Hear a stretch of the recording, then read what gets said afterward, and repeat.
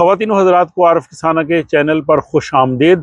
आज के व्लॉग में हम बात करेंगे नॉर्वे के हालिया कौमी इंतखाबात के, जो कल पीर 8 सितंबर को मुनक़द हुए और ये इंतखाबात नॉर्वे के मुस्तकबिल के लिए बहुत ही अहम समझे जा रहे हैं। तो आइए हम तफसील से इस हवाले से बात करते हैं कि ये इंतखाबात किस तरह से हुए, किन जमातों ने इसमें हिस्सा लिया, इसके क्या नताइज निकले और मुस्तकबिल का मंजरनामा किस तरह से हो सकता है, और क्या ये इंतखाबात हमसाया मुल्क स्वीडन के अगले साल होने वाले इंतखाबात पर भी किसी तरह से असरअंदाज होंगे। तो इस सब का जायज़ा आज के इस व्लॉग में हम लेते हैं। नॉर्वे में इंतखाबात जो हैं वो हर 4 साल बाद मुनक्कद होते हैं और नॉर्वे का हर वो शहरी जिसकी उम्र 18 साल हो और वो इंतखाबी साल के आखिर तक, यानी वो 18 साल की उम्र को पहुँच जाए, वो इन इंतखाबात में अपना वोट डाल सकता है। नॉर्वे की पार्लिमान की कुल 169 नशिस्तें हैं और पूरे नॉर्वे को 19 इंतखाबी हलकों में जो है वो तकसीम किया गया है। ये 169 जो नशिस्तें हैं, इनमें से 150 नशिस्तें जो हैं वो बराह रास्त जो है वो लोगों के वोटों से मुंतखब होती हैं, जबकि बाकी नशिस्तें जो हैं वो मुतनासिब नुमाइंदगी से पुर की जाती हैं। तो इस तरह से हर सियासी जमात जो कि पार्लिमान में अपना वजूद रखना चाहती है, उसको डाले गए वोटों का कम से कम 4% हासिल करना ज़रूरी है। तो ये इस तरह का कानून स्वीडन और कई दीगर ममालिक में भी है जहाँ पे मुतनासिब नुमाइंदगी से इंतखाबात होते हैं। पस मंज़र कुछ ये है कि इस वक्त नॉर्वे में जो लेबर पार्टी है उसकी हुकूमत है और वज़ीर आज़म जोनास गार स्टोरे हैं और वो 2021 से जो है वो इक़्तिदार में है। नॉर्वे में अक्सर जो है वो कोलिशन यानी अक़लियती जो है वो इक़्तिदार होता है, क्योंकि कोई भी जमात जो है वो 50% तक वोट हासिल नहीं कर पाई। तो काफ़ी अरसे से नॉर्वे में जो है वो मखलूत हुकूमत होती है, अक़लियती हुकूमत इसको कह लें। और नॉर्वे की जो दूसरी बड़ी जमात कंजर्वेटिव पार्टी, जिसकी वज़ीर-ए-आज़म एडना सोलबेरी थी, वो पहले वज़ीर-ए-आज़म रही हैं और इस वक्त वो अपोजिशन लीडर थी।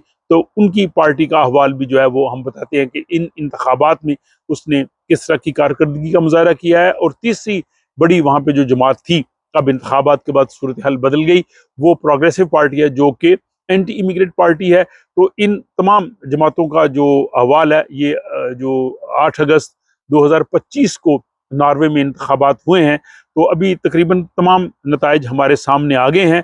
और 169 के ईवान में जो रेड ग्रीन इत्तेहाद है, ये आप स्लाइड में भी देख सकते हैं, इन्होंने 88 नशिस्तें हासिल करके कामयाबी हासिल कर ली है। जबकि जो दाएं बाजू की जमातें हैं जिनमें एंटी इमिग्रेंट पार्टी भी शामिल है, उन्होंने 81 नशिस्तें हासिल की हैं और वो जो है वो हिज़्ब इख्तिलाफ का हिस्सा बने हैं। तो इस तरह से जो मौजूदा बरसे इक़्तिदार पार्टी है लेबर पार्टी, और उसके जो वज़ीर आज़म है जोनास स्टोरे, वो अपनी हुकूमत की कंटिन्यूटी करने में कामयाब रहे हैं, यानी और पिछले इंतखाबात की निस्बत उन्होंने बेहतर कारकर्दगी दिखाई है। अब इन इंतखाबात में जो बड़ी सियासी जमातें हैं, उनको डाले गए वोटों के हिसाब से अगर हम देखें तो लेबर पार्टी ने 28% वोट हासिल किए हैं और सबसे बड़ी वो नॉर्वे की सियासी जमात बनी है।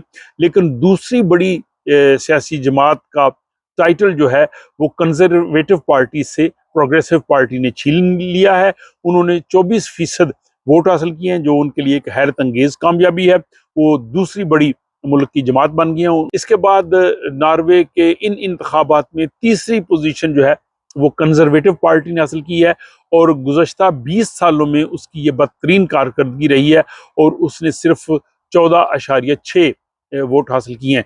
इसके अलावा दीगर जो छोटी जमातें हैं, green party, socialist left party, red party, जैसा कि आप ये स्लाइड में देख रहे हैं, उन्होंने भी 4% का जो हदफ था वो अबूर कर लिया है और वो पार्लियामान में पहुंच गए हैं और अब वो अपने ब्लॉक के साथ मिल के जो है वो हुकूमत की तश्कील या अपोजिशन का किरदार अदा करेंगे। तो अब हम देखते हैं कि इसके बाद आगे क्या होगा। तो जैसे मैंने शुरू में कहा कि नॉर्वे में इन इंतखाबात के नतीजे में मखलूत हुकूमत बनेगी, अक़लियती हुकूमत बनेगी और इसमें जो रेड ग्रीन जो इत्तेहाद की जमातें हैं वो मिल के हुकूमत बनाएंगी।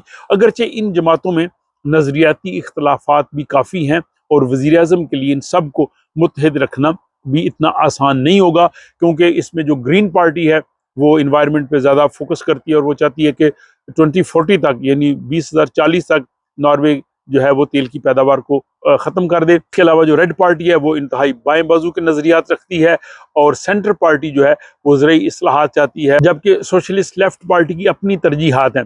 तो इसलिए इन तमाम जमातों को एक अम्ब्रेला के नीचे हुकूमत करना वज़ीर-ए-आज़म के लिए जो है वो एक चैलेंज भी हो सकता है। तो नॉर्वे में रवायती तौर पर जो वहाँ के बादशाह हैं किंग हैरल्ड पंजम, वो वज़ीर-ए-आज़म को मुकर्रर करते हैं और इसके बाद वो पार्लिमान से जो है वो एतमाद का वोट हासिल करके अपने ओहदे पे विराजमान होते हैं। तो अगर हम हुकूमती जमातों के बाद अगर हम अपोजिशन की सूरत हाल देखें, तो जैसे मैंने कहा कि जो प्रोग्रेसिव पार्टी है, जो एंटी इमिग्रेंट पार्टी है, इसने तारीखी कामयाबी हासिल की है और इसकी इस कामयाबी में नौजवान मर्द वो जो वोटर हैं उनका बहुत बड़ा हाथ है और पार्टी सरबराह ने इसको एक तारीखी कामयाबी करार दिया है। लेकिन दूसरी जानब जो साबिक वज़ीर-ए-आज़म की जमात कंजर्वेटिव पार्टी है, उसने बदतरीन उसे शिकस्त हुई है और मुमकिन है कि जो पार्टी सरबराह हैं वो अपने ओहदे से मुस्तफ़ी हो जाएं। तो इन इंतखाबात में ज़्यादातर जो फोकस रहा तमाम सियासी जमातों का, वो नॉर्वे के अंदरूनी हालात और अंदरूनी सियासत रही, जैसे महंगाई है, अवामी मईशत है, अदम मसावात है, फलाही निज़ाम है, टैक्सेस का निज़ाम है, वेल्थ टैक्स है, इस तरह के मामलात पे ज़्यादा जो है वो बातचीत होती रही। और इसमें एक और बड़ा इंटरेस्टिंग पहलू यह है कि नॉर्वे में भी आप इंतखाबात से पहले वोट डाल सकते हैं और 1.9 मिलियन 19 लाख लोगों ने 8 अगस्त से पहले ही यानी कबल अज़ वक्त उन्होंने अपने हक रायदही का इजहार किया, जो कि एक बहुत बड़ा रिकॉर्ड है। तो ये जनाब व्लॉग नॉर्वे के इंतखाबात के हवाले से था।